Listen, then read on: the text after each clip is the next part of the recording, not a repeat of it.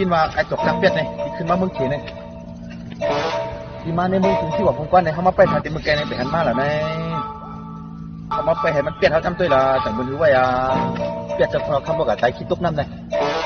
แต่มันเป็ดเขาจำตัวหูนั่นแหละจกทำไมเขาตัวจำรู้เดี๋ยว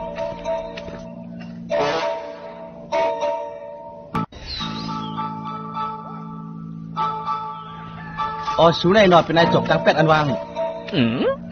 อ๋อเหมือนสุขะอ๋อเปลี่ยนครับเปลี่ยนครับเปลี่ยน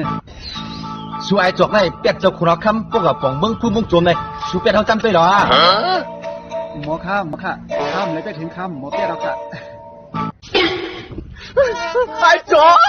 สมมติหมดเป็ดเราเขาแข่งพูดอะไรเขาดีตรงไหน